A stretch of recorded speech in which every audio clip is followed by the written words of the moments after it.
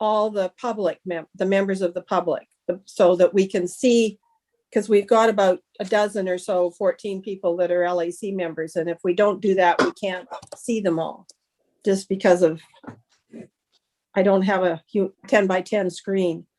In the same vein, can we request that LAC members please unblack their screens? Yeah, if there are any that have unblocked them voluntarily. I guess, so the next item is the approval of the agenda. And has anybody got any items they want to introduce and add to the agenda? Okay. I know there's been some concern raised about 3.1C under new business. And given what I'm thinking will be a amount of questions and discussion, and from what I've heard from some people, I think they're more there to discuss what the recommendations mean rather than actually maybe getting votes from everybody tonight, because I think some of you want to go back and talk to your committees. If any committee's ready to vote and wants to on a particular item, they could so do if they wish. But I think Patrick and Glenn, you're good with that? I am, okay. yeah. Okay. Thank you, Allison. That's very helpful. Yeah. Okay. So has anybody got anything you want to add to the agenda? If not, would one of the members of one of the LACs move adoption of the agenda and somebody else second it? Oh, come on, guys. I'll move adoption. Thank Rob. Any seconder? Yeah, I'll second. Okay, thanks, Bruce. Brian. All in favor? Aye. Aye. Okay. Now, are there any members of the public that want to say something? Steph, did anybody pre-register with you? Nope. Okay. On that basis, then, we'll mute all the members of the public and put them in black boxes. Now, how do we get Patricia up in the? Sorry about that. Because you can't, Patricia can't get her camera to work. So Patricia, if there's a point in making comments when you want to say something, you're just going to have to pipe up and say, I've got a question. Okay. Okay, I'll do that. Yes. Yeah, because I can't see you. All righty. So first up is 3.1 and report on the water systems improvement report. And Patrick, do you want to make a few opening comments? Where are you? Sure. So we can't see you. Can you hear me? Oh, there you are. There we go. Okay, I found you. Okay, good. The reason we wanted to have all of the LACs hear this information and participate in the discussions because it affects everybody. Going back to last year and prior to last year, there's a number of users connected to municipal systems who don't have the kind of level of service that we need to provide. And so over the past year, we've looked at primarily the water resource aspects, looking at Grafton Lake and the West Side Aquifer, key water sources, and also there was a aquifer monitoring program that started early in the year and went through the dry summer and recovery period that looked at monitoring several wells throughout all of the water systems represented here, and also monitored the wells during particular types of operation and made some recommendations about optimizing the use of those wells. And then following up on that study, we had a request for proposals that was reviewed with a lot of people here. Hired Urban Systems, who started looking at the concept design phase. What are the technical design solutions to close that gap between the level of service we need and what we currently have. So the focus was on the resource management and the infrastructure improvement, as well as some operational improvements. There's a lot of other aspects relating to finance and governance and demand management that we need to get to. And we may have some discussion on that today, but the focus is really on the resource management and infrastructure aspects.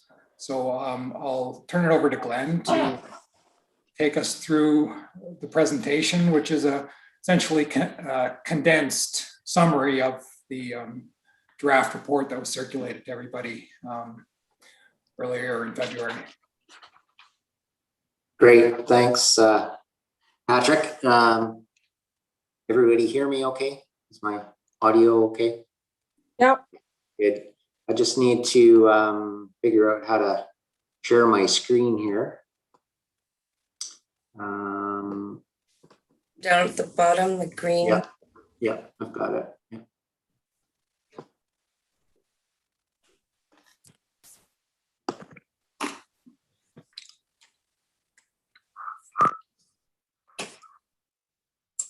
Is that working for people? Can what are No. people seeing? No?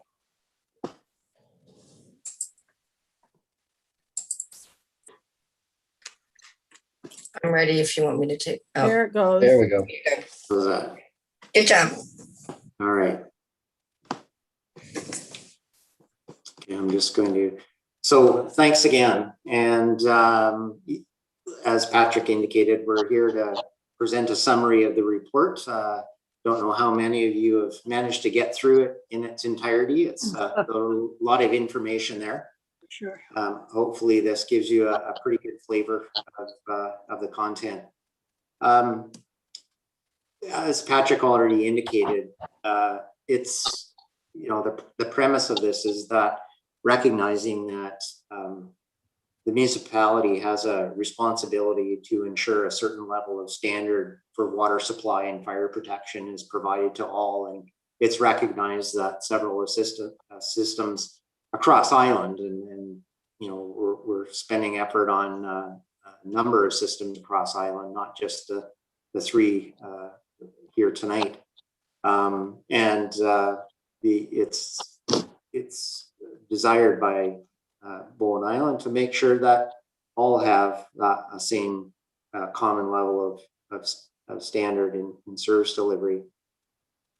There's been lots of questions, and we know that those questions won't go away anytime soon. And we fully recognize that further effort is going to have to be put to the financial strategy and governance components. But the starting point for us was to look at the technical merits of different solutions. And we believe that we need to first start at what's possible from a technical perspective, and then have the governance and finance strategy follow what we all collectively feel is the best solution. So fully recognizing that governance and finance will need to follow.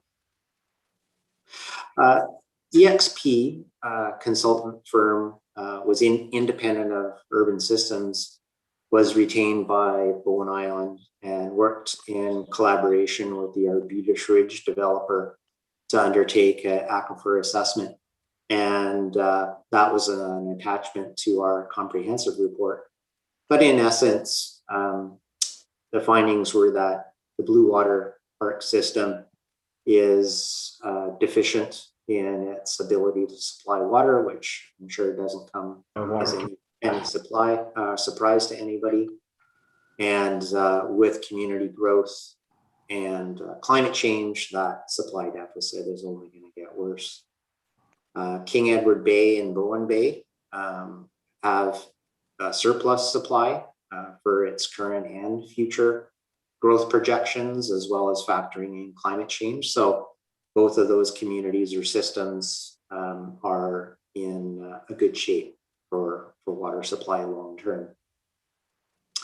However, it was determined that there are several wells that need adjusting. They're not operating at their optimal, and this isn't unique just to Bluewater Park, but actually influences all three systems, and I'll provide in a subsequent slide more specifically what those recommended changes are. The combined sustainable yield of the established wells. So we'll talk later in the presentation about potential future wells, but at the beginning of the presentation here, we're strictly talking about the established wells. Have sufficient capacity to meet the current community needs, and largely can meet the future long-term needs. But this requires a sharing of currently available water to make that work for everybody. This is a summarized list of the adjustments, and I'm not going to read off all the details and particularly the numbers, but in essence, Bluewater Park, one of the challenges that I'll show in a subsequent slide is that the Bluewater Park wells have been competing with each other, drawing on essentially or fighting for the same water. And it's recommended by EXP Engineering that only well number 3 left in service with an increase in pumping. King Edward Bay has 2, one of which is recommended to increase pumping, and the other one is recommended to decrease pumping. And then 3 for Bowen Bay, 2 being increased and 1 being reduced. In addition to adjusting pumping rates, it was recommended by EXP that the minimum and maximum pump operation levels, so there's within each well, the pump is at a certain elevation, and EXP is recommending some adjustment to what the operating range is. And similarly, for all these systems to work at their optimal, and particularly if they're all interconnected and working as a common system, they also need to be able to talk to each other. And so telemetry systems will need to be updated accordingly as well. This is just a planimetric graphic just to demonstrate the community extent and the boundaries between each individual system, the Bluewater being at the top of the screen furthest to the north, and the blue dots in the little text boxes indicate the wells that are recommended to remain in service and their estimated yields on a daily basis. So for example, at the top of the screen, Bluewater Park well number 3 has a sustainable yield of about 28.9 cubic meters per day. And then we get down into the King Edward Bay, and then further south, and you can see the Bowen Bay well number 1 is the big producer, estimated at 127.6 cubic meters per day. So all said, the daily yield, which is the yield of the wells themselves, is about 390.8 cubic meters. And we've just provided some other units for those that prefer US gallons or imperial gallons. Those are all the same daily yield values, just in different units. But the daily yield of the wells themselves is different from the annual aquifer yield. So on a daily basis, you might be able to pump enough water to meet a daily demand, but we also know that with changes in seasons and climate and also water demand, that the actual yield of the aquifer goes up and down. So the annual aquifer yield is estimated at 82,400 cubic meters per year. Now, the graphic that you see there has some blue shaded areas highlighted. So the aquifer. Ready? Sorry? No, Deb, sorry. can you mute everybody that's in the public? Sure. The blue shaded area, so you can see the blue dots. darker blue dots, those represent the wells. And the shaded blue area is the estimated recharge area to those wells. This is mapped to the extent we possibly can. It's at times it's possible that a subsurface groundwater aquifer boundary is not the same as surface topography, but in absence of data, we have to work with surface topography, and those are the shaded blue areas. So Bluewater Park's wells, you can see that them being highly clustered with a combined recharge area of about 224,000 square meters. And then the King Edward Bay and Bowen Bay wells being more spread out with an estimated recharge area of 600,000 square meters. So we do then some other math to come up with the annual aquifer yield of the 82,400 cubic meters. We then started looking at system sizing parameters, or the demand on the system. So on the far left, we've identified and computed the values for each individual system. Second column is just the existing number of connections, and then the potential number of future connections. And there's certainly some, some uncertainty in terms of how many would ultimately be connected, but this is based on what current zoning will allow and known development applications in place for new connections that could occur with undeveloped lots. So we then come up with a projected number of future connections.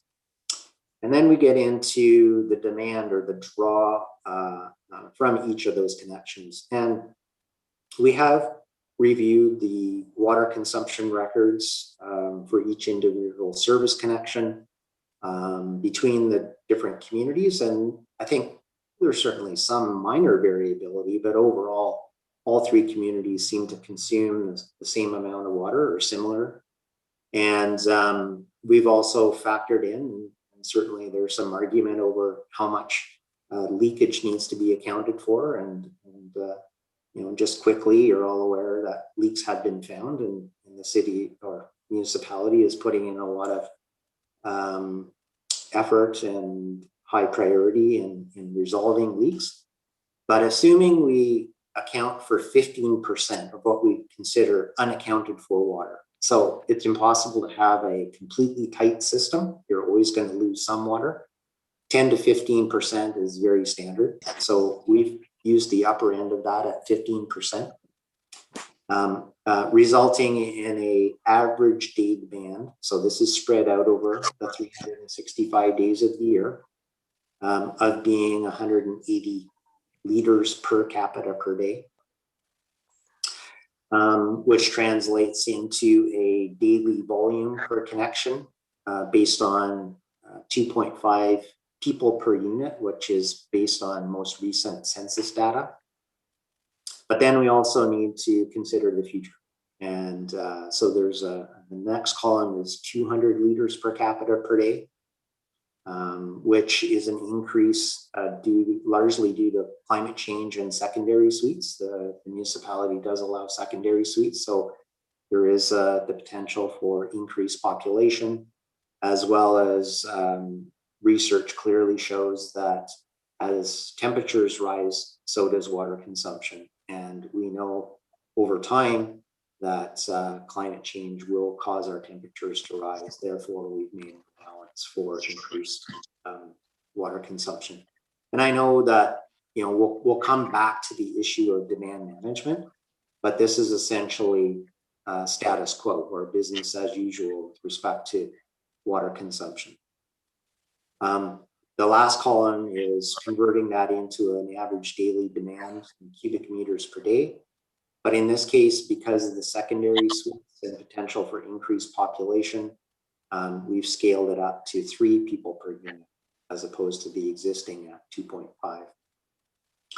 I won't spend a lot of time on the next few columns, but just to say that There's a standard ratio of converting to a maximum day demand by multiplying your average day demand by 2.5, and then a peak hour demand, which is 4 times the average daily demand. Those are really, I mean, as we move forward, they're important numbers, but they're not important for this conversation. Fireflow requirements, the municipal standard is to provide fire flow based on fire underwriter survey recommendations, which for this particular land use is 76 liters per second for a duration of 1.6 hours, which translates, I didn't provide a column just of fire flow, but reservoirs are sized for the fire flow plus 25% of the maximum day demand. So the second to last column there is the minimum storage requirement. So you can see that they're generally all around, let's round it to a nice 500 cubic meters. There's an optional, it's suggested or recommended, but optional, that in addition to that volume, you then add an additional 25% on top of that, which would be the last column, getting into the 600 cubic meters. So that's the target that we would strive to having everybody, all communities have it. And then you can backtrack to the third to the last column to see what the current storage is. So Bluewater is currently at 50 cubic meters. King Edward Bay at target at 591, and Bowen Bay at 46. We then look at the adequacy of supply. So this now is getting into both well yield as well as aquifer yield. So on the far left, we've got communities there, and we had some conversations with EXP on the account for the Stewart lands and the Evergreen property. The consensus was that yes, we probably should. We believe that the proximity is close enough that we should account for them. So we've got their annual demands in as well as computing their estimated future demand. So you can see that currently the total is about 40,000 cubic meters with a significant increase potential. Again, this isn't committed, but it's potential based on what zoning will allow and the accommodation of secondary suites, etc. Could rise to 71,000 cubic meters. As stated in our earlier slide, the annual recharge capacity of the aquifer is estimated to be about 82,000. So the aquifer has the capacity, based on this assessment, to supply both by far near term and largely long term. But when you break it down and look at the sustainable well yields for each community, which are the final two columns, the second to last column is the actual well yield. The very last column is the well yield measured against the demand. So probably the last column is the most informative. And numbers that are not in brackets means there's a surplus. So King Edward Bay, for example, has a surplus today of about 108 cubic meters per day. And in the future, estimated to be 34 cubic meters per day. Bowen Bay, estimated today at 153, and in the future, 129. And then we get to Bluewater Park, which is in brackets. And it's just recognizing that they're in a deficit position, both today and into the future. When you aggregate all of these, and I will make the point that these numbers are based on optimizing the existing wells as previously recommended by EXP. When you aggregate them, there's more than adequate water to meet current demands. and a marginal deficit in the future. But as I'll explain, there certainly is uncertainty. There's a lot of factors that will go into whether or not there is a future deficiency. So we'll come back to that in subsequent slides. So with respect to Bluewater Park, if it were to remain on its own, there's currently 136 cubic meter per day deficit. That would require 2 to 5 new wells right away to meet their current demands. And the reason we've provided such a range of wells is because until we actually explore and test wells, there's a high degree of range. We're seeing that there's certainly some exceptions. I spoke about the one in Bowen Bay. That's a very good producer, but that's generally a rarity. We generally are finding that the wells are producing in the order of 5 to 15 gallons per minute. So we've used that range. So in the future, Bluewater rather, to meet its future demand with full build out, as we discussed, could require in the range of 3 to 10 wells to meet its future demand if it were to remain on its own. So in summary, with respect to sustainable yield versus demand, Bowen Bay can produce significantly more water than it uses both today and into the future. King Edward Bay can produce more than it uses, but it is reliant on the Arbutus Ridge well to support its growth.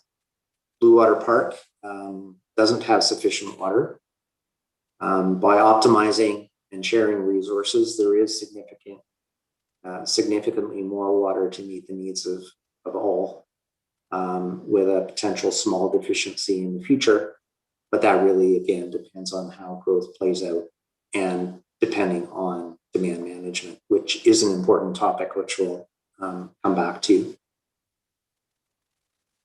And the final point, I guess, is on demand management, that in essence, that deficiency is about 20% of the yield volume, or well yield rather. So either reducing growth or diminishing consumption by a combined total of 20% should alleviate the need for any future wells.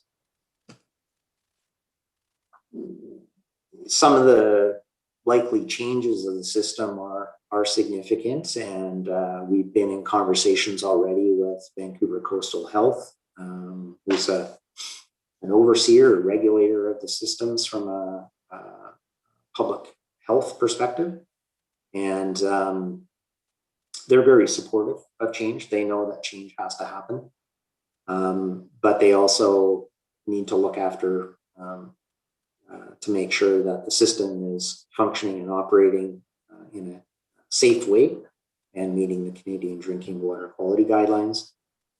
They would like, as a next step, for there to be further effort put towards assessing the vulnerability of the existing wells, and also to do some water quality sampling, raw water quality sampling of each well to determine whether or not any further treatment is required as well.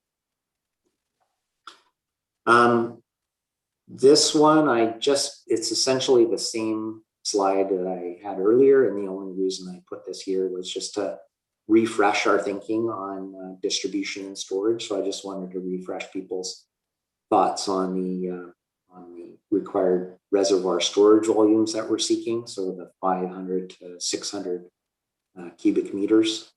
One of the things to recognize is that because these communities are so small, we only need to consider one fire occurring at any given time.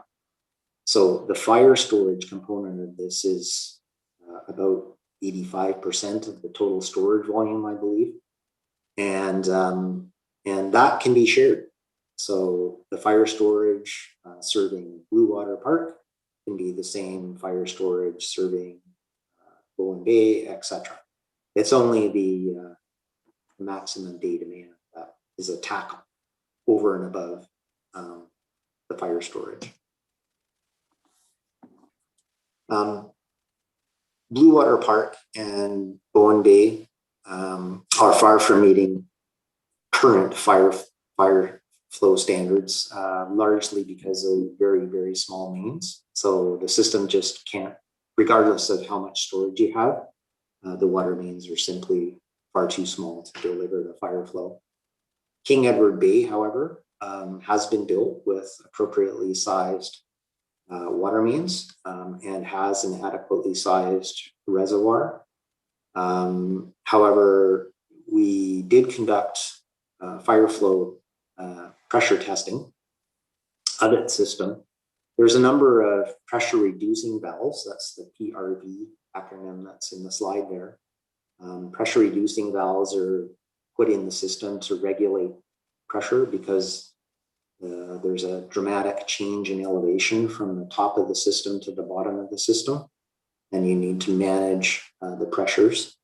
The PRV locations and settings currently in King Edward Bay are not well set up. And right now, despite the fact that you have adequate water main sizes and adequate reservoir storage, it's incapable of supplying fire flow throughout the community. So we'll ultimately be recommending some changes to the PRVs. And there you go. I've answered my own question here. 438 cubic meters of that 500 or 600 is what's required to meet fire flow alone. And that can be shared, like I said. King Edward Bay Zone 1. So there's the existing reservoir is what we're referring to as Zone 1. The Arbutus Ridge development is proposing a future second reservoir, which we're referring to as Zone 2. But Bowen Bay is situated in an elevation that would be adequately serviced with fire flow from the current King Edward Bay Zone 1 reservoir. But Bluewater Park cannot. It's it is capable of receiving sufficient domestic demand, which it currently does, but to actually push fire flow through the system, there's an inadequate head differential. So any fire flow storage sharing between King Edward Bay and Bluewater, which I will talk about in a few minutes, would have to come from the future Zone 2 reservoir in King Edward Bay.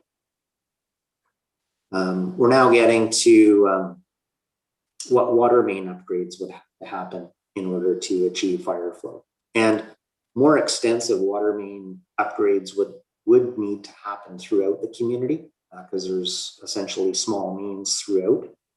And on the left is Bowen Bay, on the right is Bluewater Park. So we'll start on the left. Essentially, the scope right now of our study was essentially to assess and establish a trunk system. So we focused on the trunk, which is along Windjammer. So in essence, the entire water main on Windjammer would have to be replaced to a 200 millimeter water main and convert from its current standpipes to proper hydrants. Moving over to Bluewater Park, there's two options that we've looked at in terms of providing fire flow. Option one is establishing a new reservoir within Bluewater Park. So essentially on the same site as the existing reservoir, a new larger one would be built. And similarly, to extend fire flow, at least as a starting point, would be to upgrade the water main along Windjammer to a 200 millimeter. This slide is now looking at the option of sharing a reservoir between King Edward Bay, the future Zone 2 reservoir, and the Bluewater Park. So the future reservoir is going to be at a much higher elevation, which provides enough pressure to push it all the way into Bluewater Park. The only disadvantage of that is to make everything work with the rest of the established communities in Bowen Bay and King Edward Bay, is that it would need a dedicated supply line from the Zone 2 reservoir to Bluewater Park. And that would be a dedicated line of 250 millimeter diameter. We then consider tank options. There's various types of storage tanks available. The one that you would be probably most familiar with is the first bullet, the epoxy coated steel, which is a bolted steel tank that's essentially painted. And this is most common. There are some other concrete tanks on the island, but this is the epoxy coated steel is certainly the most common. They have a service life, the lowest service life of around 30, 35 years, but also the cheapest option. We then get into what's called a glass fused, which glass fused steel. They're similar to the epoxy coated, but rather than just an epoxy paint, they actually have a porcelain enamel coating. And those offer substantially more service life, typically around 50 years, yet only costing about 10% more than the epoxy coated. And then finally, we have concrete, and Tunstall Bay has a concrete tank, for those of you who may have seen it. By far, if they're properly built, can have the longest service life, generally 75 to 100 years. However, are very expensive. At a minimum, they're 2 times the cost of a epoxy coated. We then start getting into costs, supply and storage options. We've got two options there listed on the far left. One is Bluewater reservoir. So this is creating a new dedicated reservoir within Bluewater Park. And then the row on the bottom is if Bluewater Park were connected to the future King Edward Bay Zone 2 reservoir. The water main upgrades for supply only. So this is talking about excuse me, got a frog in my throat. This is talking about the water main that would be required just from the tank itself down to the boundary of Bluewater Park. So in the first option, no water main would be required as a supply line, whereas that new dedicated main I showed through King Edward Bay would probably be in the order of $1.15 million. Of course, size for Fireflow. Well optimization upgrades as recommended by by EXP. Too many acronyms going on. By EXP is about 640,000, and that needs to happen regardless. So that's common to both. Similarly, PRV stations, some slight variance depending on the tank option, but not highly dissimilar, 1.15 million, 1.4 million. And this is assuming above ground. There's 2 configurations of PRVs. There's a below ground version and an above ground version. And this is assuming above ground. For a total capital cost of 1.79 to upwards of 3.23 million. We have considered new wells in here. Again, there's some uncertainty, but we wanted them to be recognized as a potential of being approximately $1 million for 3. And this excludes land agreements, however, and will be subject to much further investigation, but there are placeholders for. Now, beyond actually supplying water are trunk water main upgrades, as I explained, purely to try to get enough fire flow moving through the communities. So regardless of where the water comes from or where it's stored, there is water mains required to do that. So within Bowen Bay, and this goes back to the graphics that I earlier showed, Bowen Bay, the total length was about 690 lineal meters of 200 millimeter water main, estimated at 620,000. Bluewater Park, slightly over a kilometer at 200 millimeters for a total of 960. And King Edward Bay is adequately served by its water mains, aside from its pressure reducing valves, but its water mains are fine. So then we start talking about total capital cost for a shared system. So the 1.79 million in the first column and the 3.23 million are carried over from the earlier table. In this case, 920, there's two options there for the configuration of Bluewater having its own reservoir, 920,000. And just for clarification, we have factored in, so we haven't got to the how does it get paid for component of the equation. So at this point, it's two reservoirs, which would be one new one in Bluewater Park, and also the second Zone 2 reservoir in King Edward Bay. And then again, if Bluewater happened to share with King Edward Bay, then it would be a single reservoir, which would be the future Zone 2 King Edward Bay reservoir, costs being shared amongst many more users. So that gives you a grand total near-term cost, 2.7 and then 3.69 million, factoring in potential 3 new wells in the future, gives a long-term cost comparison of 3.7 to 4.7 million. And then on top of that, then is those water main upgrades that I also spoke to earlier within each community.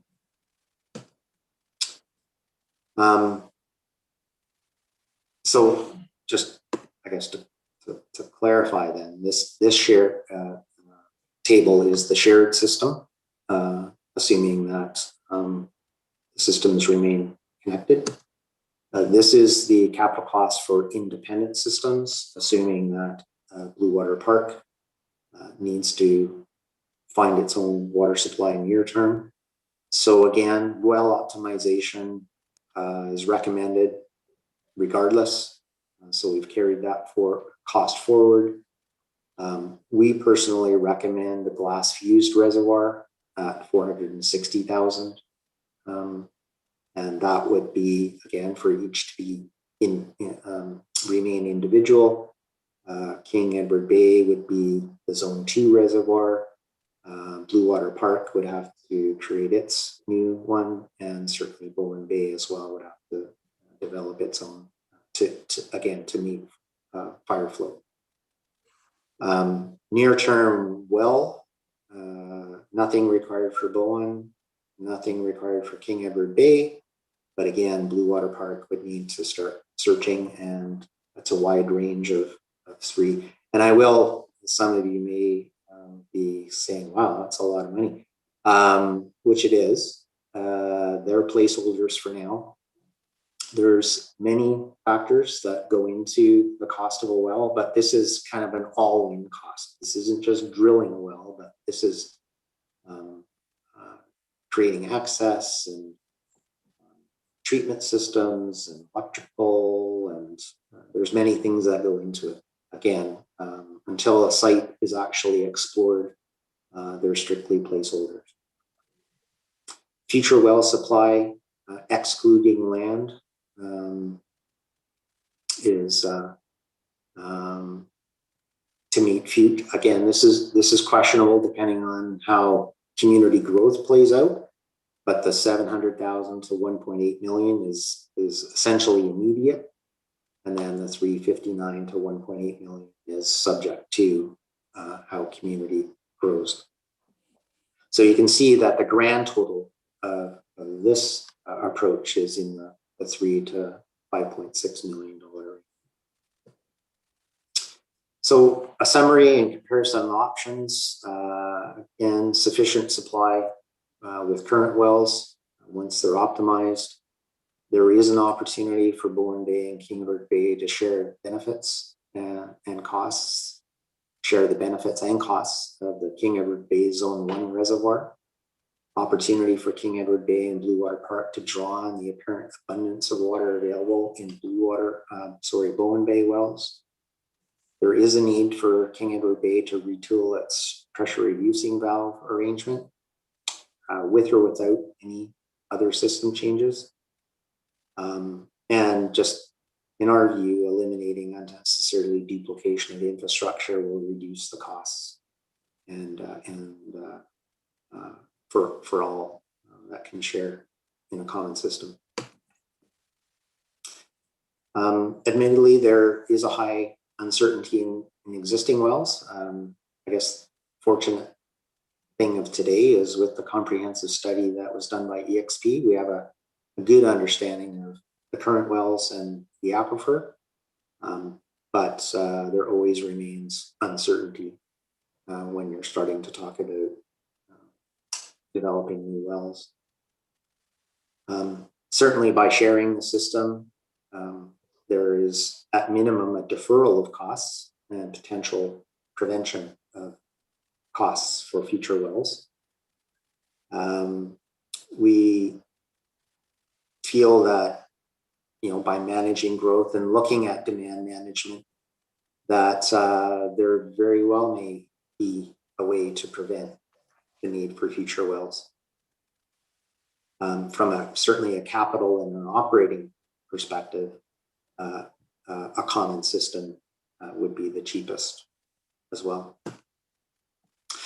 So our recommendations, I think, certainly these are the ones that obviously are going to garner a lot of conversation here in a few minutes, but our recommendations are to optimize wells as recommended by EXP, reconfigure King Edward Bay PRDs, construct new glass fused reservoir in Bluewater Park at current location. We don't believe that the cost comparison warrants trying to share reservoir storage. We think it's more cost effective to put a new reservoir directly in Bluewater. Initiate trunk water main upgrades in Bowen Bay for fire protection. Initiate trunk water main upgrades in Bluewater Park as well for fire protection. Improve the interconnected telemetry and controls of the west side systems. And then develop financial strategy, prioritizing fairness, recognizing the importance of that, both in capital works as well as operating. And finally is to certainly review the governance structure that is appropriate for a merged system, should that be supported. Just in closure, just again to acknowledge that governance and finance will be an important thing to look into as we move forward. Wanted to recognize the asset management initiative that is still building, growing legs, and still lots of work to be done there. But the asset management program dovetails very nicely with the financial strategy to ensure sustainable funding sources long term, and then to incorporate that into an overall renewal program. Again, just wanted to acknowledge and recognize that there have been some significant leaks over years past, and Bowen Island staff are prioritizing protocols for improving leak detection and repairs. So there is solid commitment to making sure that that's under control. And a large part of that is having adequate data. And so there's going to be further recommendations and efforts put to data collection through telemetry and improved line flow meters, which is the meters on the water mains, not the. There has been, as I think most of you are aware, there have been conversation about improving the service meters as well, but in this case, I'm referring to the main meters on the water mains themselves. So next steps here is obviously going through questions and comments, seeking support. Hopefully, from our perspective, a merged system makes sense, but certainly with a lot of questions that need to be sufficiently answered. We would then report out to council with those recommendations. We're suggesting moving forward near term with cost distribution and finance strategy. Optimizing the wells, I think, is very important from an operational perspective to the benefit of all. And again, if people continue to desire and support fire protection, then moving forward with water main and reservoir designs and dealing with the PRV strategy as well. To satisfy Vancouver Coastal, we can get on immediately with taking some raw water samples and assessing the vulnerability of the wells. And that, in essence, determines whether or not there's going to be any additional water treatment requirements, so we can factor those in. And then seeking Vancouver Coastal Health construction permits for any works that are to be constructed near term. Certainly getting the Arbibus Ridge well commissioned if it hasn't been already. I think it's on the verge of being so. Certainly grant opportunities.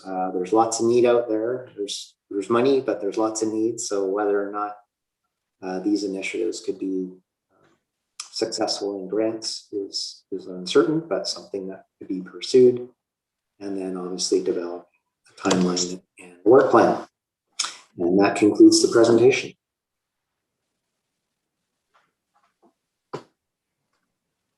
All right, we have everybody back here.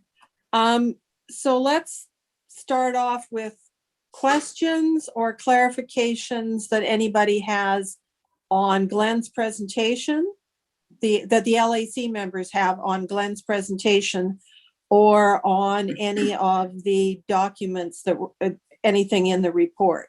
And then we can get into more pros and cons of different things. So any hands up for any questions? Jonathan Burke.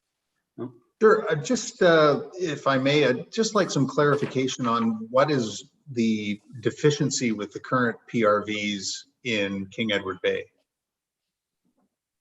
Well, in looking at where the PRVs are location, essentially it's throttling the pressure too much. So there's a PRV at Windjammer, and it's there to protect.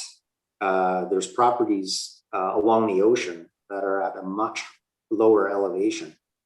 If there should be multiple zones. Right now, there's only two zones. There's the upper above King Edward, or sorry, above Windjammer and below Windjammer. So in order to protect those properties at the lower elevations, the PRV is throttled too much. So there actually should probably be three zones, which will allow the pressure to come up in the vicinity of Windjammer. Thank you. Hey, Glenn, would that not have been designed on the original development? Understanding where the elevation of that storage tank is in reference to the houses on the shoreline? Yeah, well, to be honest, that's a question that's come to my mind as well, as like, why weren't the zones? I'd have to go back in history and talk to the designer and explore the design drawings, but we did a hydrant flow test for this initiative, and the fire supply that was available downstream of the PRV was exceptionally low.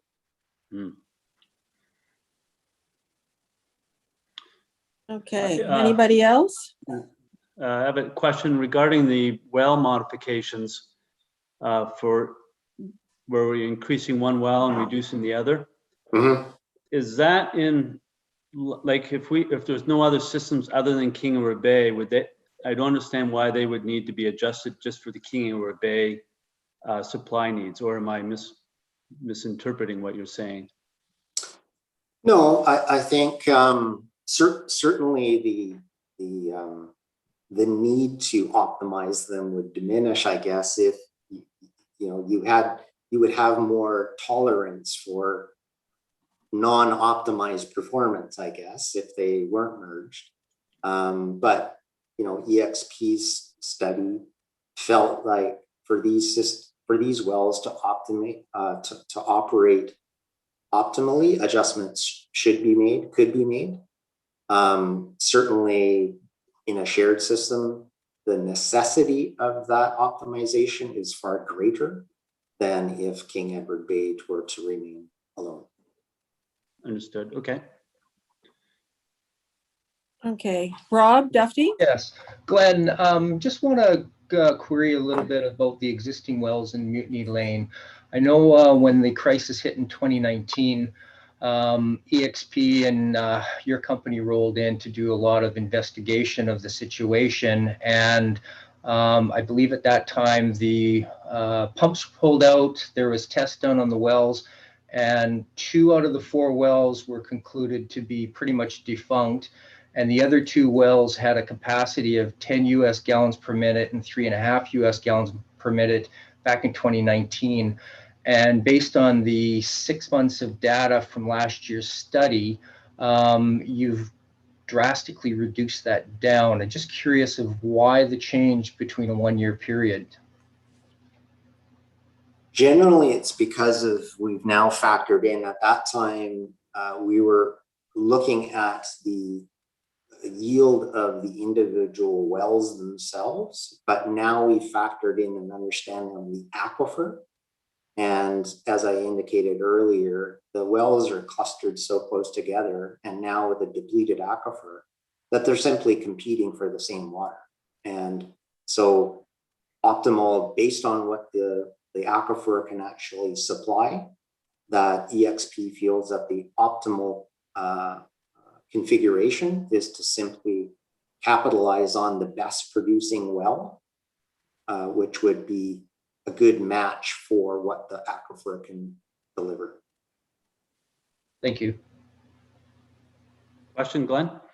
On your Vancouver Coastal Health permit application, is King Edward Bay's current wells, are they proven to be deep wells without surface influence, or is part of the study with your testing to find out if they are influenced, hence Vancouver will want additional treatment?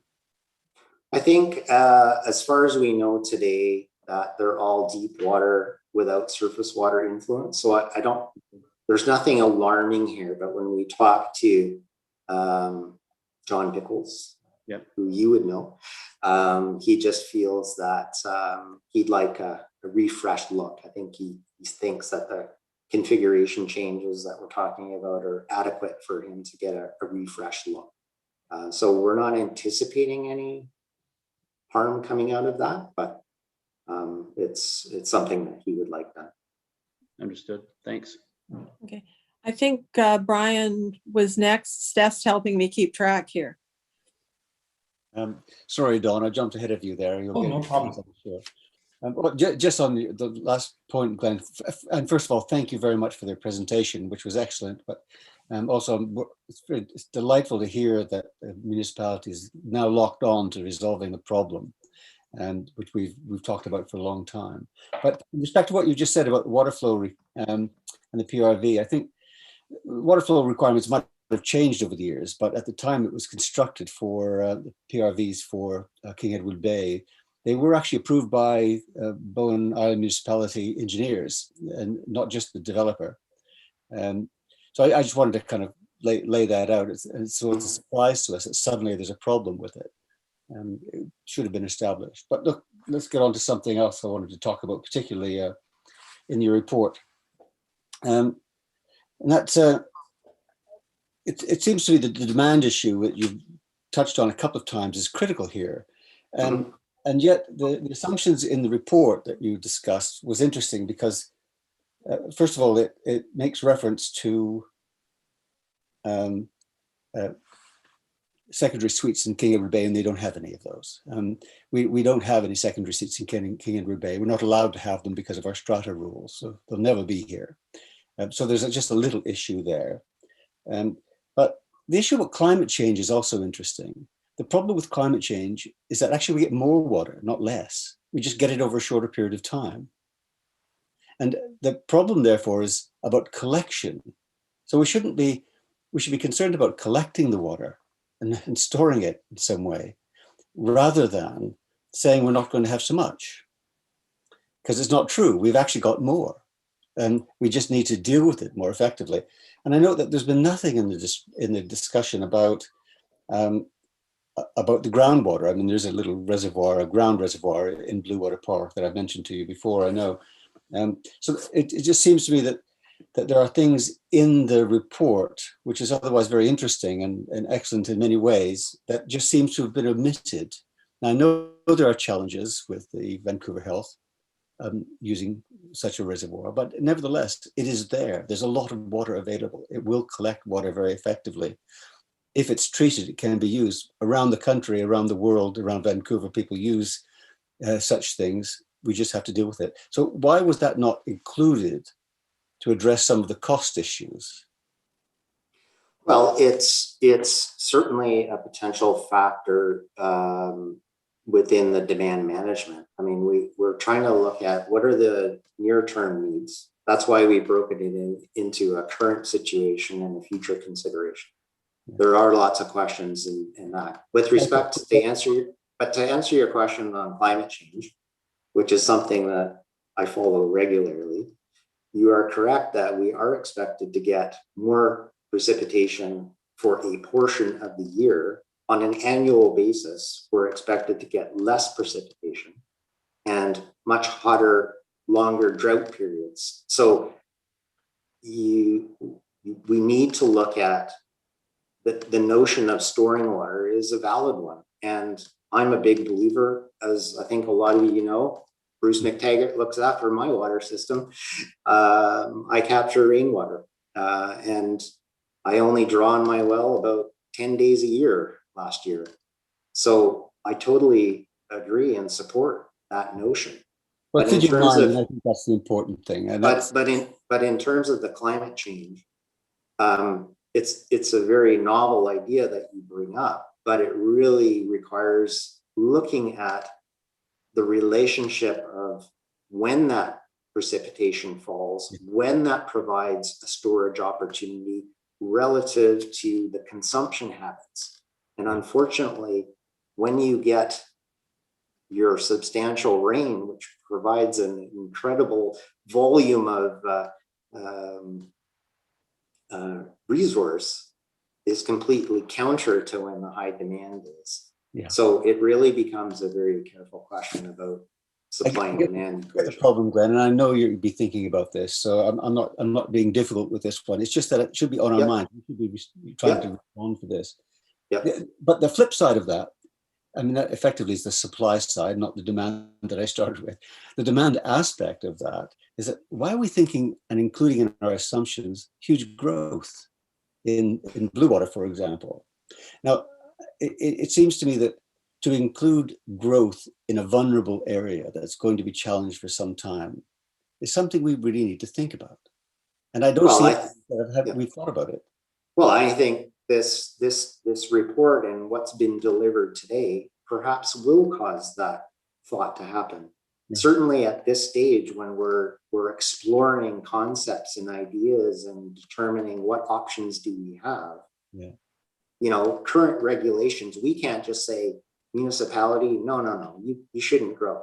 I mean, we have to follow what current policy allows, right? So the first.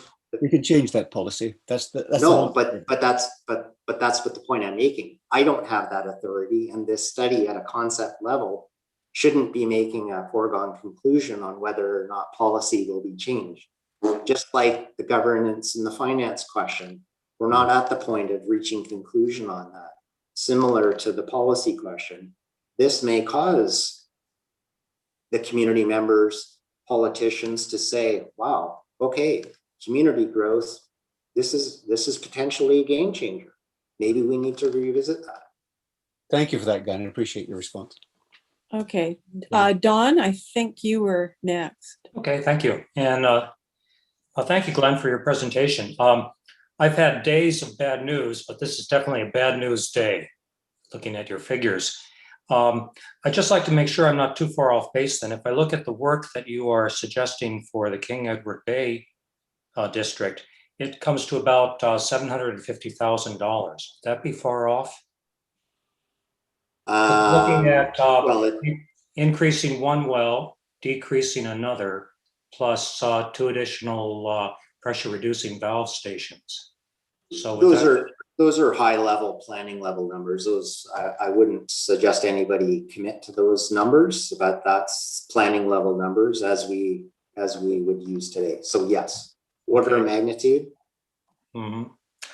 And then just to make sure I'm evaluating what you're saying there, it looks to me like you, and I hate to say this, but it looks to me like you missed out on another potential need for a pressure reducing valve station, because there's something like I count 7 properties along Emily Lane that are also on the waterfront, but not downstream from the other stations.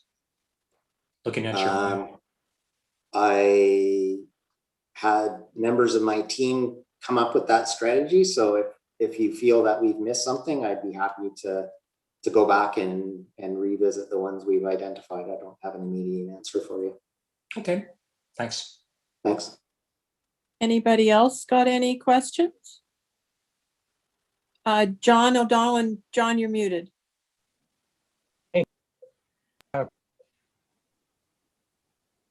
Thank you, Glenn. Yes, well, while we were touching on costs, it seems a bit confusing because at first blush or glance, as we went through it, it appeared, the costs of upgrading and fixing the separate systems weren't that different than the costs of upgrading, becoming one system. And but we're still talking about a major cost, like $5 million plus or minus, to do all this. And I just wonder if it might help us, because certainly Bowen Bay recognizes that there are some upgrades needed to our system, and certainly Bluewater, and ignoring the water supply side, but just the water mains and everything, water upgrades that would be done.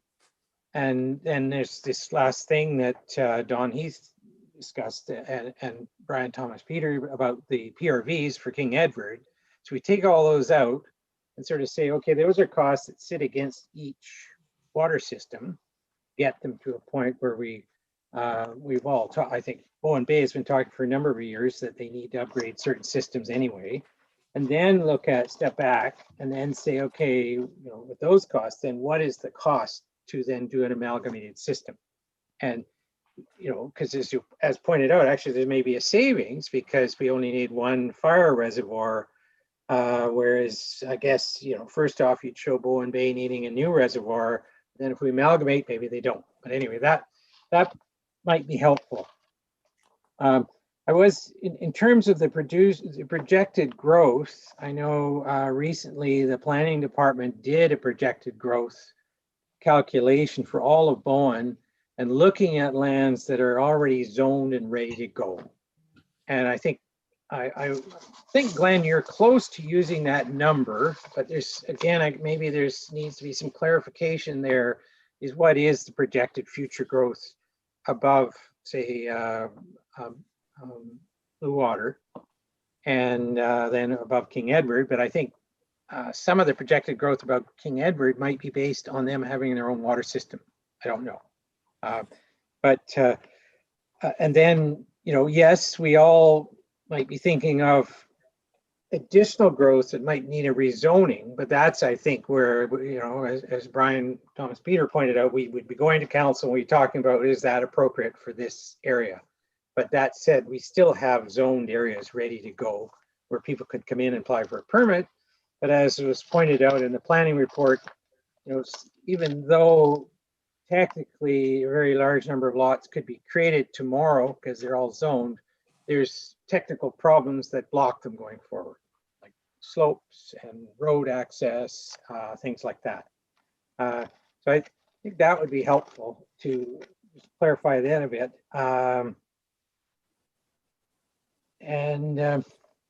Then I guess one other thing which would be helpful in the calculations going back and forth is that right now, I guess Bluewater is buying water from King Edward Bay. And that's a financial consideration for those two systems, reduces Bluewater's costs and helps out King Edward Bay. And so if there's this amalgamated system, I presume those cost transfers would disappear. And that has a financial impact, I suspect, on the different systems. And then lastly, there's some question in Bowen Bay as to whether we can have secondary suites. We have a building, an old set of design guidelines, or I forget what they're called, but registered against title that regulate what you can do in terms of getting approvals for changes, etc. And I'm not sure, perhaps the planning department has already looked at that when they did the secondary suite report, but it could be some argument that secondary suites that don't exist now might be a challenge in terms of getting new ones. And then I guess going forward, looking at, so that's talking about the report, and then I guess, I presume we'll continue the discussion, and then we may have questions about the recommendations. So I can hold off until then. Okay, thanks, John. Patricia, have you got any questions? I haven't heard from you. Okay, we'll assume not. Anybody else got any more from Bluewater Park?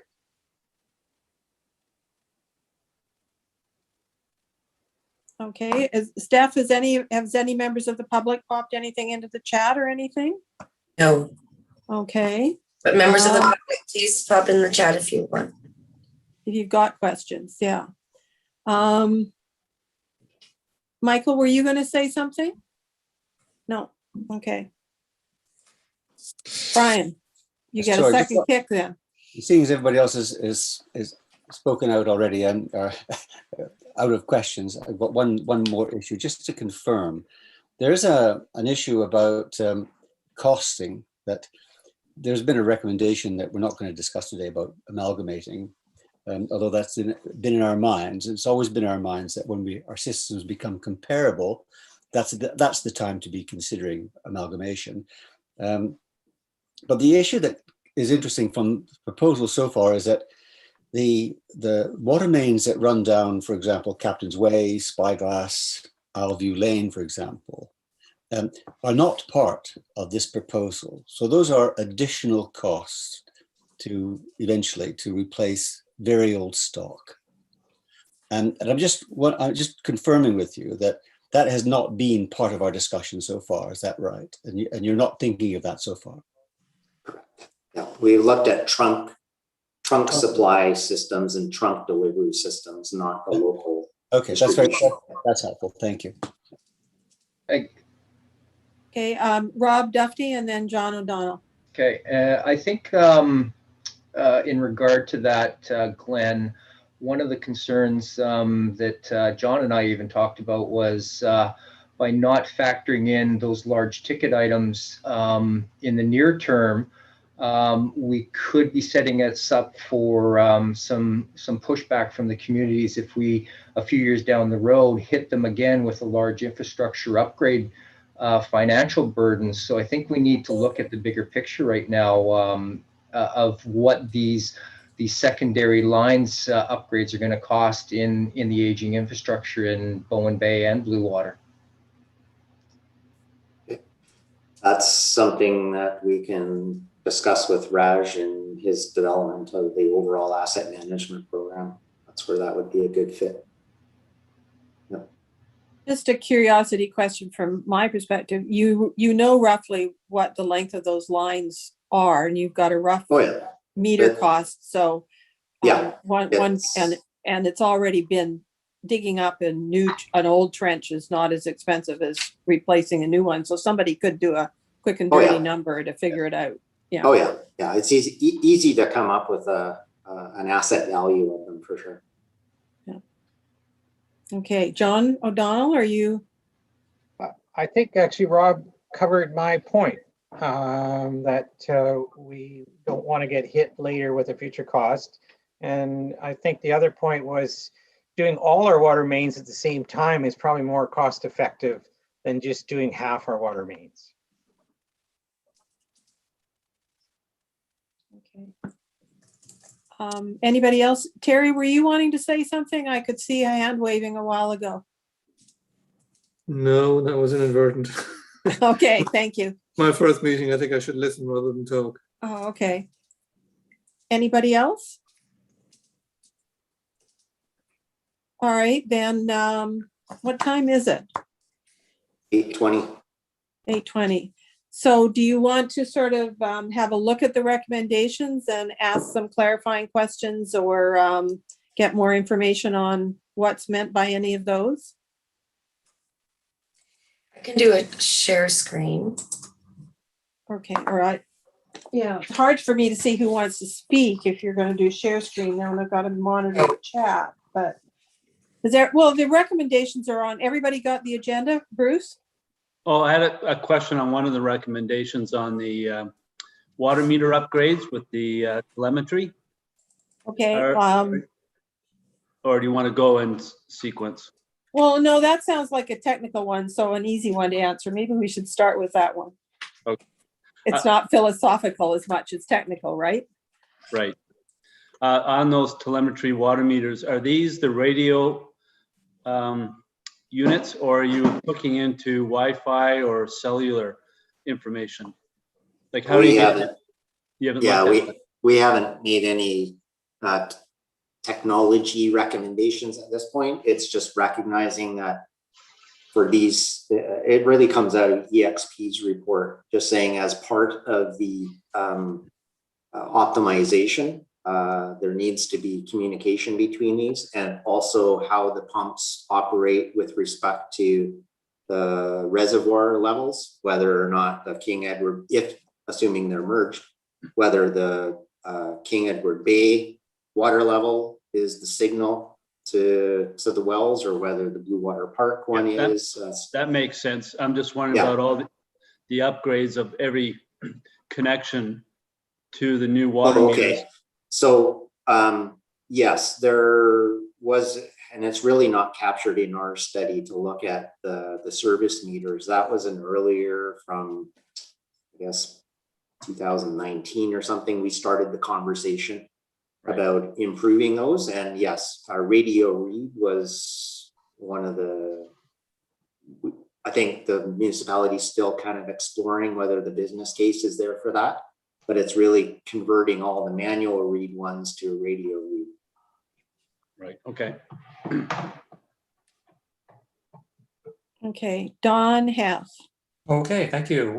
So if we're going by the recommendations then, and I'll take the first one, when you recommend the optimization, is that for present needs or for future needs?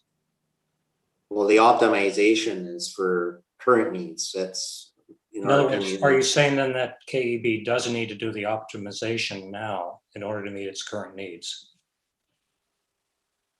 Trying to make sure I interpret your question properly. I mean, optimization sounds like a sort of a motherhood issue. We're all in favor. Got you, John.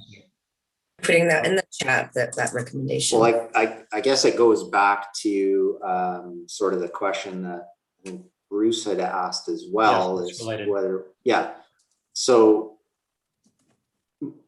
based on the study of EXP, they felt that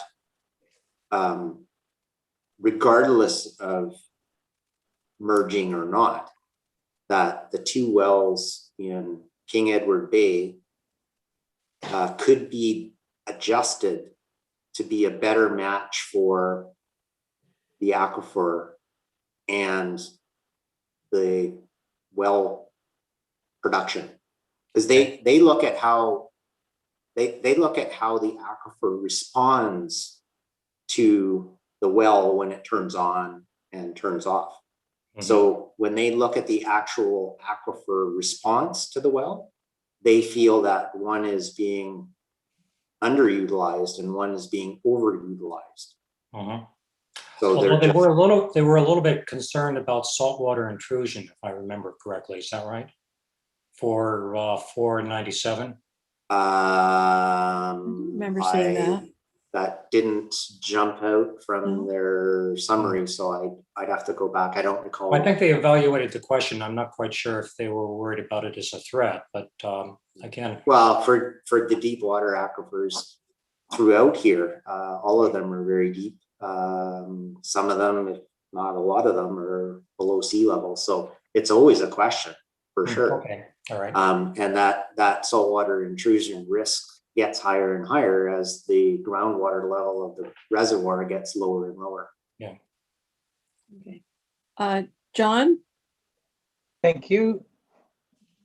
Did they, okay, so aquifer study, so when a King Edward Bay well comes on, does it influence the Bowen Bay well because they're drawing from the same aquifer? Did they actually see a water drop in the King Edward or the Bowen Bay well from a draw in King Edward Bay? To be honest, I would have to go back and look at their pages and pages and pages of graphs to look at that. But yes, that was very much part of their study, was to look at the interactions. And that's how they came up with their recommendations of which ones to increase, which ones to decrease, which ones to abandon altogether. I would have to go back and revisit the report myself to specifically answer your question. Okay, because it'd be helpful maybe to get more on that, because this notion of an aquifer, that everything is linked, is a bit confusing. And you look at the distance from the Bluewater wells to the Bowen Bay wells, you kind of scratch your head and say, are we actually drawing water through the rocks between the two? But getting back to the question on the recommendation, I mean, right now, the Bowen Bay wells function for Bowen Bay. They don't actually need adjustment, do they? Well, there's a difference between whether or not it comes down, in my view, I'm just sharing my own view. Bowen Bay, for example, has way more water than they actually need. So it's like, I guess it's like, let's relate it to like an engine of a car. If you're not trying to win a race, then maybe a 4-cylinder car operating on 3 cylinders is adequate for you. It still gets you from point A to point B and meet your needs.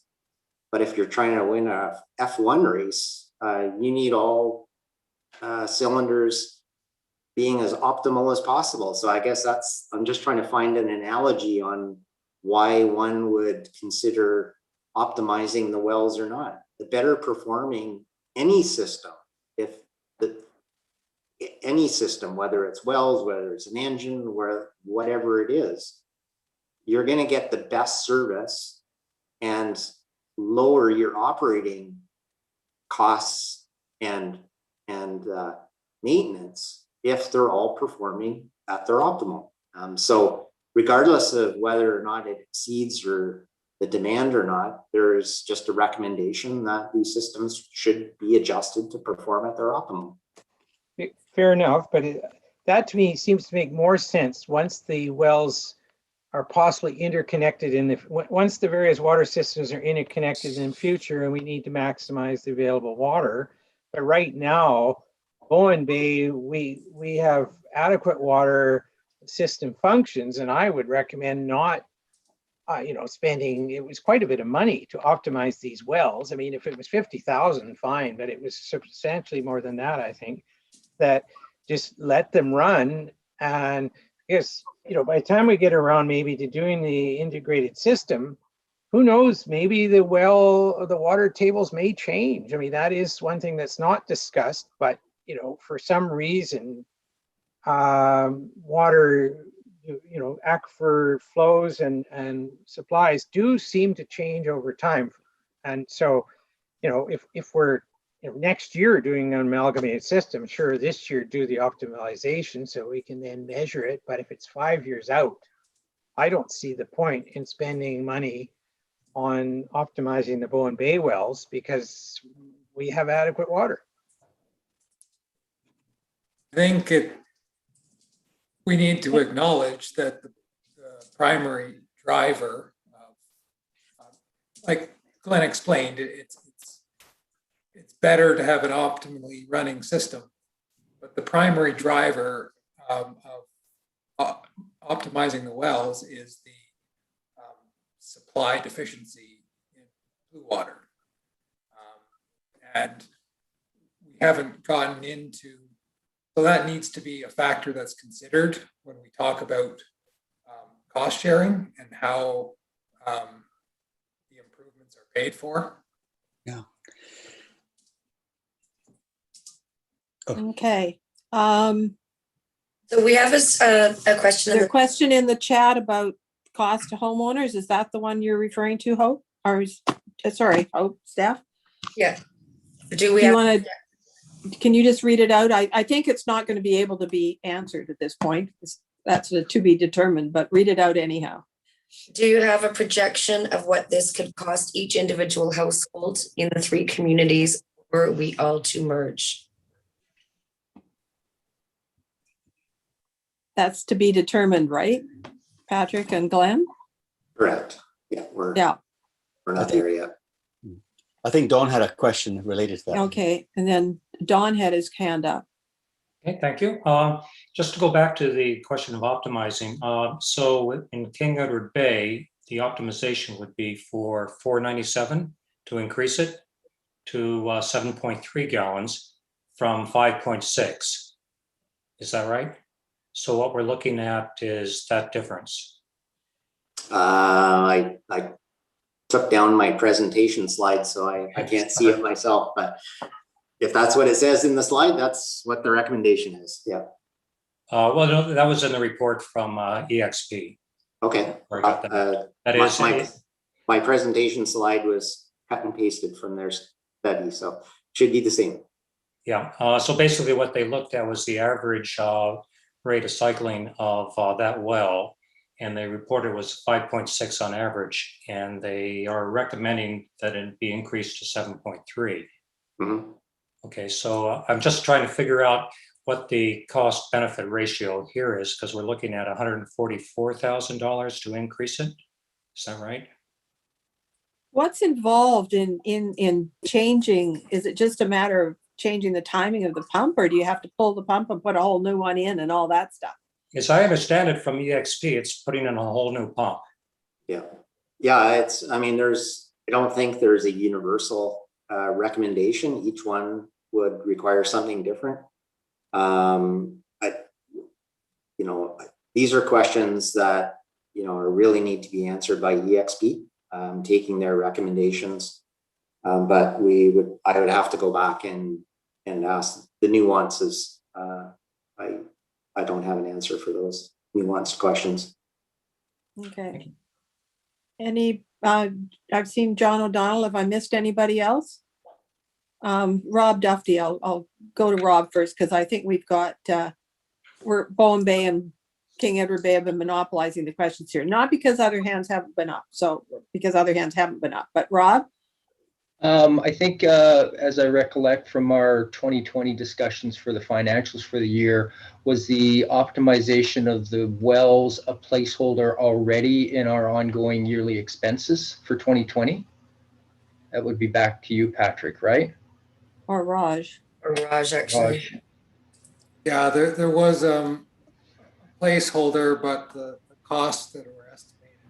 It's going to be significantly more. Yeah. And then I guess the other thing is that the optimization, one helps optimize to do or reduce any potential damage to the aquifer well itself, as well as the well pump. Is that the other advantage of optimization? I guess first and foremost, the optimization, EXP's work looked quite strongly around at aquifer response and the influence that one well has on another well. And I think that's very much been a miss of the past that has contributed to some of the problems, perhaps, is that lack of understanding of the aquifer response and how one well influences the other.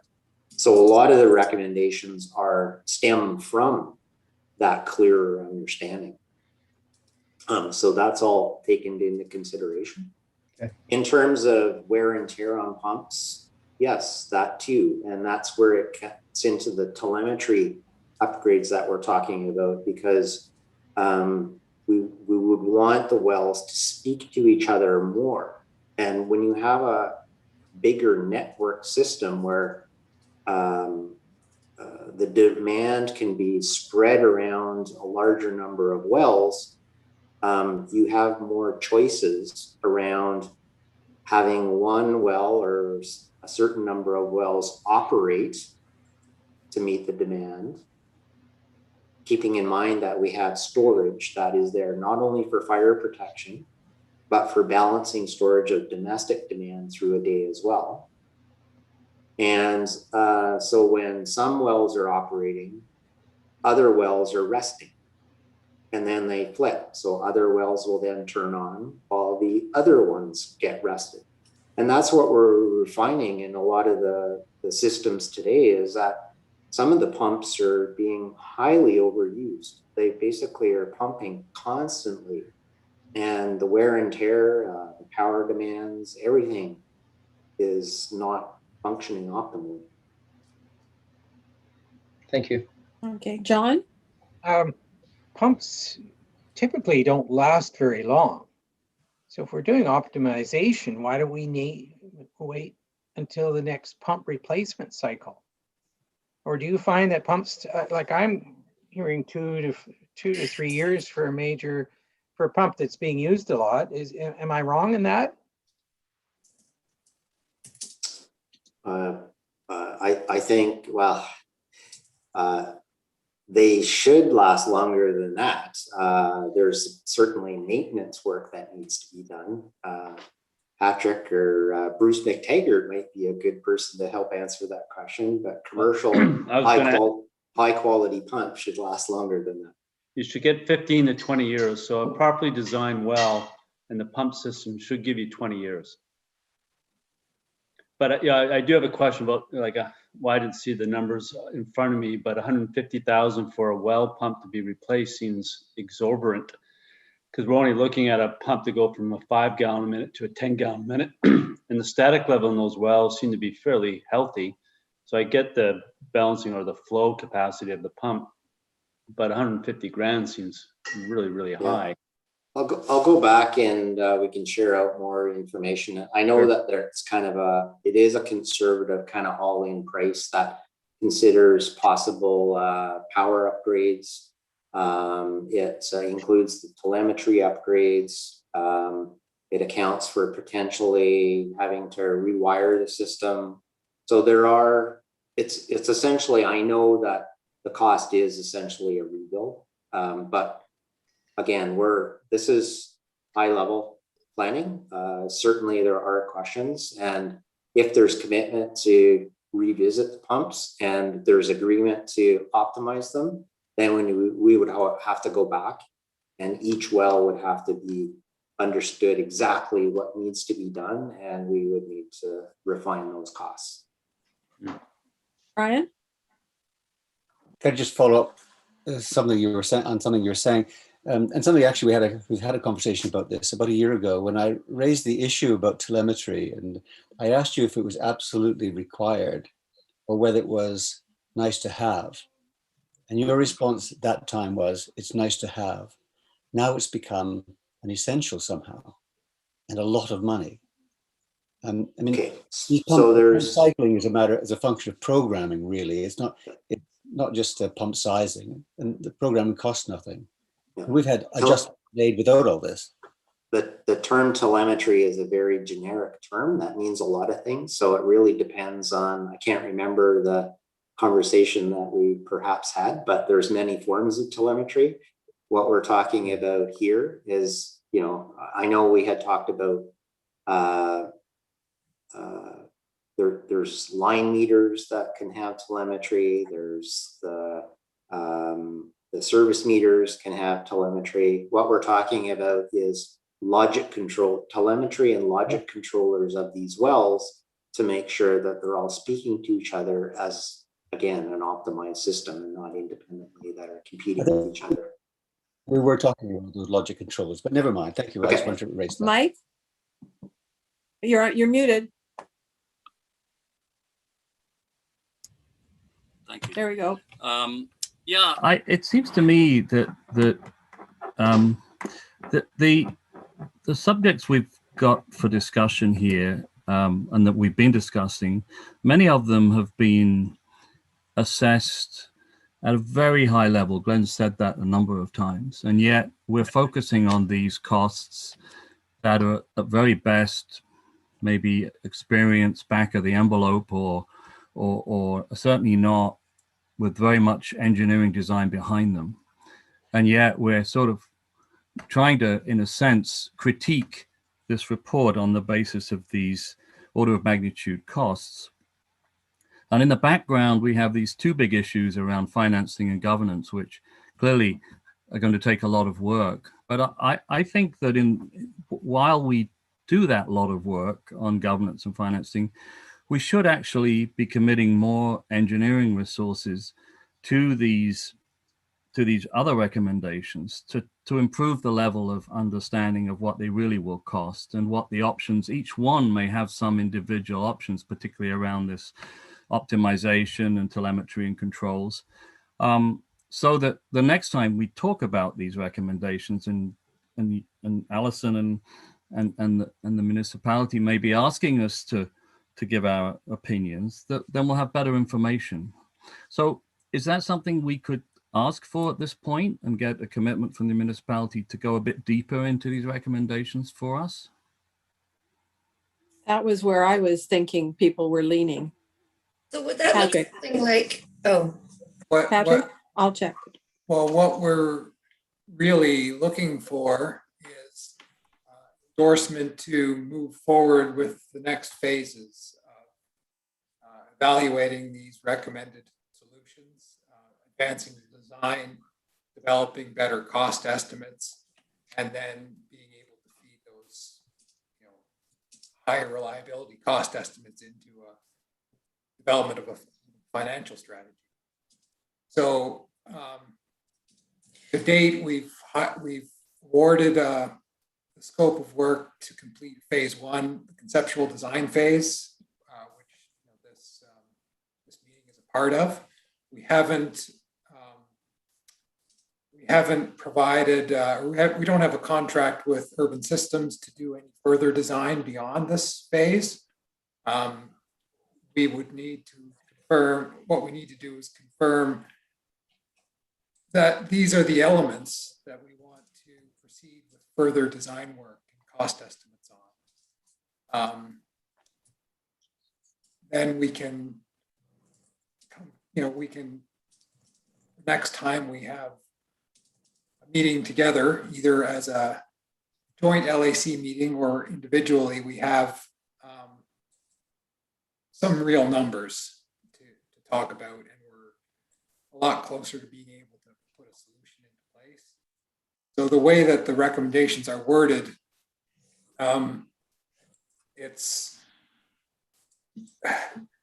it might be better to change the wording to say that we want to, we're looking for a recommendation to advance the design portion and cost estimate portion for that element.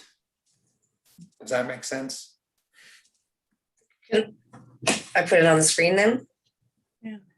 How are we doing time-wise?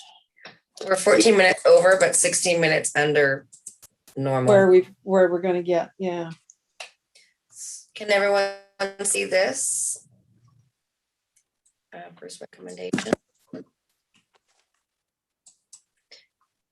So taking out directing staff to optimize wells and putting in council direct staff to advance the design and cost estimate portion Of of, well optimization.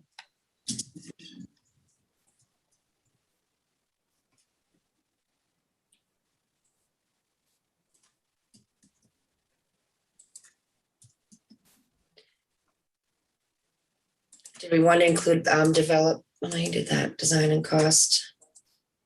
There was talk of financial strategy. Maybe this is, So how big a body of work is that? Patrick? Well, this is what I was getting at in terms of defining what the scope of work for the next phase is. If we're looking to advance design work on optimizing the wells, on the water main upgrades, on the reservoir at Bluewater, on all these different components, then that's going to define what sort of fee proposal we would get from Urban Systems to advance the next phase. So there is a cost that we'll have to come back to the LACs with, but we wouldn't be asking to commit to the hundreds of thousands or millions to actually construct the work. But we don't know whether we're talking about 10,000 or 50,000 or 60,000 for the pre-design, or 100,000, or.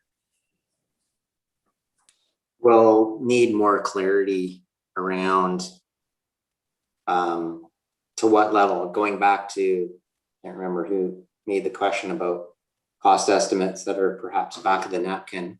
They're not back of the napkin, but what we refer to as planning level class D estimates, which does have a high degree of uncertainty. There's various levels. When you're ready to actually build something, it's what we refer to as a class A estimate. But there's also things in between. A pre-design level is class B or C. So we'll need some further clarification on how certain do people want these costs to be. That dictates the level of effort that needs to be put into coming up with those values. And I guess I'm also hearing, I can't see anybody on the screen. We've got screen sharing up. Jonathan's got his hand up. Yeah. Which Jonathan, Bell or Burke? Burke. Okay. Jonathan Burke.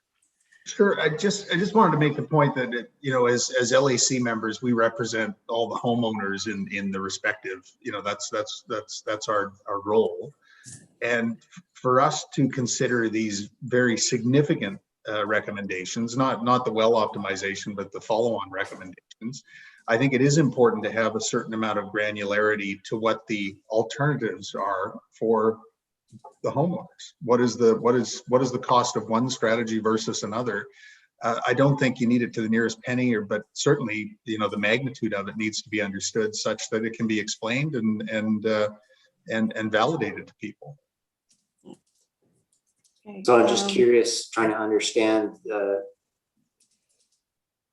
That's what the dollar values in our report are intended to do. Are you just suggesting that it needs to be understood on a lot by lot basis, like for an individual resident, what it means to them? And a system basis too. I mean, which system is going to pay for what? Yeah. If you have a system basis, then it's relatively easy to do. It's just pick your divider and go for it. Yeah. Okay, so you're looking for a distribution of the costs. Okay. Okay. Gotcha. And is everybody comfortable with and understands what would be involved with optimization and telemetry work? And the benefits or lack thereof. I wasn't sure. I'm getting some head shaking there, both ways. John O'Donnell. Yeah, I think I indicated I wasn't particularly comfortable on behalf of the Bowen Bay people on this because of the cost, but and the fact our system is functioning. But the point I wanted to make, though, in terms of going on design, if we had designs ready, would we be more likely to be able to get grant funding? In other words, rather than sitting around and waiting and it gets to a certain point and then suddenly, how these programs come out of the federal or provincial government and they announce, well, the people that usually get the money are close to shovel ready. Maybe we'll let Liam answer that question. Our CAO. Hi, everyone. Thanks. Yeah, the term shovel ready is a funny one that the province doesn't really enjoy too much because it's shovel ready is a term that's I think not well understood by everybody and different definitions. So the province will easily support, or in the federal government easily support a project if it's shovel ready or if it's still in the initial planning phases. It's more about the project itself. And so, I've got a lot of experience and knowledge about funding programs, and from my experience, there's a lot of opportunity for Bowen to secure infrastructure funding for drinking water. And I don't think it really matters where we are at in the stage of things. Unless, of course, it's a stimulus type program, in which case they really do want that shovel ready project. And in which case you do have to have all your planning and you got to be ready to go. You got to be able to get the project done fast, like in a year, maybe two. There aren't any of those available to us right now. So the primary program that I'm looking towards for projects such as these has yet to be announced, and we're not certain if it will be announced. Still requires Treasury Board approval, and it would likely be announced next year sometime. So from my perspective, we've got some time to do the necessary planning to get us in a better place for funding. But it's also the kind of thing that we don't necessarily either want to wait around for, because we're talking about adequate supply and adequate services for everyone. I'm not sure if that helps. There was 2 hands up, and there's also a question in the chat from a few minutes. Yeah. So the question in the chat is along the lines of costs and understanding how the merger can be recommended without knowing costs, and particularly to those who receive reduced benefit, and can recommendations be suspended until such a time that costs are better understood? And I know Brian just had his hand up. Who else? Steph? And Shanna. Chana, okay. Let's take Chana's because he hasn't had a chance to ask any questions yet. Just a commentary a little bit. Working on a lot of projects internationally and in VC that involve hydrogeology studies. I guess 2 points. Honestly, if we want the money, we'll find it. There's a lot of creative people here on the island, and we can find those funding sources. I never see money as a problem. What I do see as a question is, for the scope of the work that is being proposed here, I would always go for an independent review. So Glen, it would just be helpful to understand, are there any blind spots? Because folks here around the table have said they don't have confidence in the results just because of the spatial differentiation between the different wells. So I think there's a bit of work to do to improve the confidence in the results. But I guess the question is, are there any blind spots here that would warrant us to have an independent review here? Okay. this is before we embark on chasing a solution. I think I mean, there's a lot of bright people involved in this project as well. Like you said, aside from the money side of things, if there's a lack of confidence, I think most importantly by municipal staff, then of course I'm open, and that's their prerogative to have this is fairly standard stuff for us. It's despite you feeling perhaps that this is a high magnitude project, it's small peanuts in our world. If you feel that I can't answer your question about blind spot. If I knew that there's a blind spot, then it wouldn't be a blind spot. It's for others to judge from my perspective, and I'd be open to a third party review if there's a lack of trust in what we've brought forward. I'm not saying that. I'm just saying that like it's just good to surface all of the assumptions, because I couldn't get there in the report. You know, like the basis for where we're going and tracking towards as a schedule. I mean, but it's just good to have assumptions very clearly articulated so that we can process those. And I think that would certainly help me process. Okay.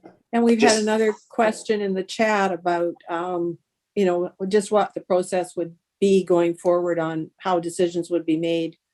And so I think there's probably more information being wanted from everybody on just, you know, how a decision would be made to go forward with putting all the systems together or whatever.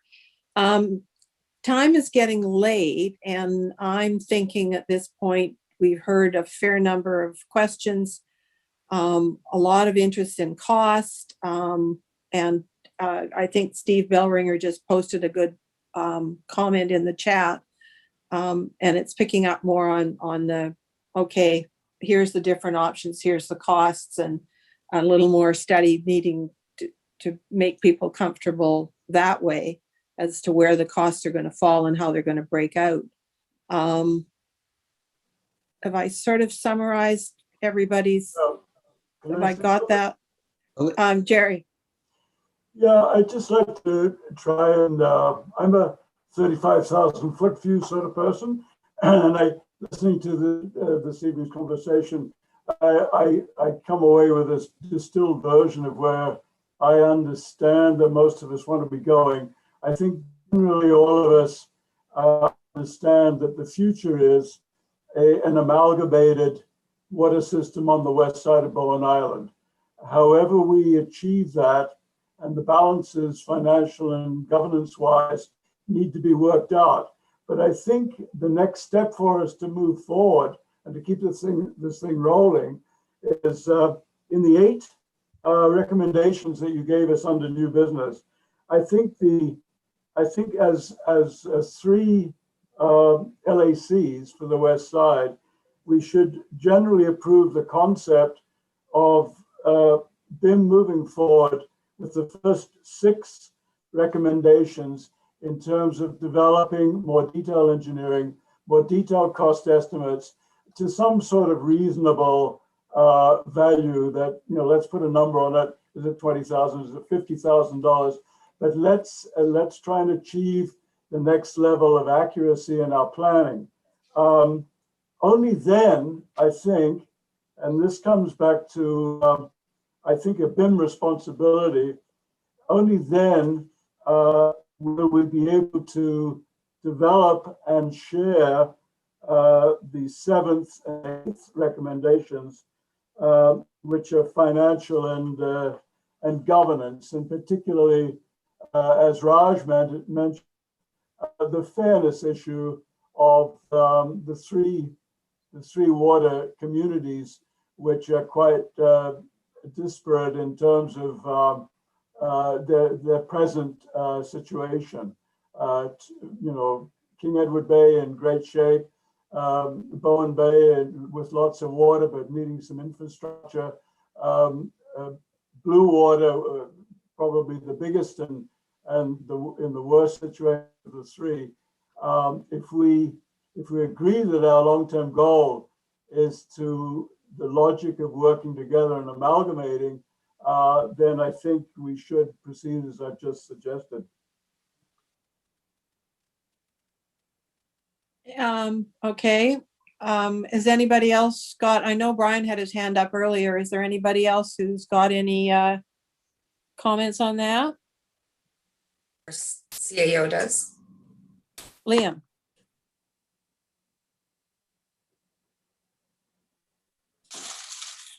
Can you see everybody as well as screen share, Steph? Yeah. Ah, okay. Well, I think Brian was before me. Okay, well, Liam, that's very generous. Can I just say that we're kind of in agony over this. We've been in agony over this for about 15 years. The problem is that we are not addressing the issue. We can work the problem of shortage of water and Bluewater and the distribution and storage. That's important. Actually, the thing that we all need to bring us together is a memorandum of understanding. We have to agree the principles of what we're trying to want to do, or the conditions under which we're going to do it. And we can't go forward. All this is about agony because we cannot start with that. So we have to start with the principles of governance, the principles of finance, before we can, and the technology doesn't matter to us. In the end, somebody else will organize that and tell us the best way forward. So what I'd like us to do is I'd like to engage with the municipality so we could come to a written, signed, agreed memorandum of understanding about the conditions under which we can go forward. And until we do that, we're going to have this discussion every 3 or 4 years, which is what we've been doing.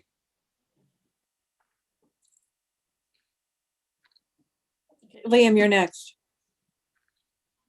Brian, I really like your comments there, and I agree wholeheartedly. I think that we could have simple, 4, 5, or 6 guiding principles that are pretty hard to shake a stick at, that you might take a little bit to get everybody to agreement, but they should be the kind of foundational principles that can help us keep us on the tracks. When we start to get into the technical details of finance and cost appropriation and come back to those guiding principles. So I agree with that, and I would love to work with everybody here on getting to that. And I do also want to remind folks that a merged system doesn't necessarily mean that everybody pays the exact same costs. And so, my experience of working with very many local governments across BC is that, neighborhoods subsidize each other everywhere. If you live in West Vancouver, everybody pays the exact same price of water through rates and taxation. But you can be darn sure that those in Caulfield are fully subsidized by those in Ambleside. The cost to deliver water to Caulfield is far greater than it is to Ambleside. It's just the fact of the matter. But then you look at many other communities and they actually have differential rate structures. And so everybody in Oak Bay, for example, pays the same consumption charge, but they have varying tax rates. The most expensive neighborhood in Victoria, is looking at having a parcel tax applied to its neighborhood because its sewer system is so archaic, and the cost of upgrading it is significant that the rest of Oak Bay doesn't want to pay for it. And so it's entirely possible to still have within one system neighborhood charges for capital. And so I think we are best to move forward with that principled approach, but also recognizing that the equity question doesn't mean that everybody will pay the exact same amount. The goal is to get there, but it might take another 10, 15, 20 years. But ultimately, we may end up with a system that first starts off where everybody's paying the same consumption charge, but there's different capital charges.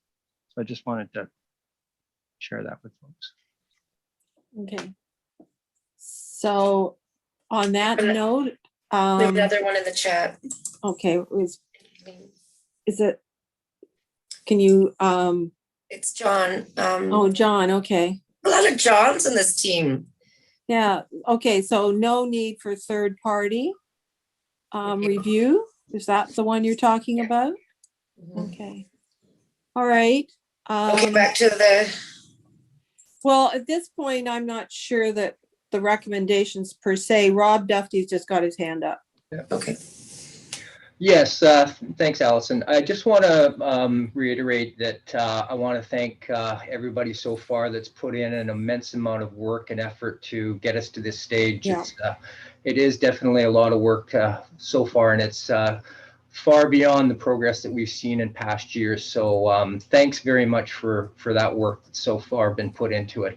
And just want to concur with Brian Thomas Peter on working together to come up with a plan for the ability for all of us in some form of an amalgamation of the water system, whatever future state that is, and start looking at the path of how we're going to pay for this from even just down to an individual user point of view, is because that's the question that's being asked quite a bit on the streets out there. But we got to start making those steps, and in some of the ways we've got all these recommendations, but I see that the governance and even some of the financial strategies can be worked on in parallel with as we develop and move forward on the rest of the recommendations. So it's not like any of this should be chronological, but definitely a path forward and a parallel basis so that we can get a lot of the problems solved in the near future here. So and great to see Liam here for some of these meetings. We haven't seen you around yet, so thank you, Liam, for attending.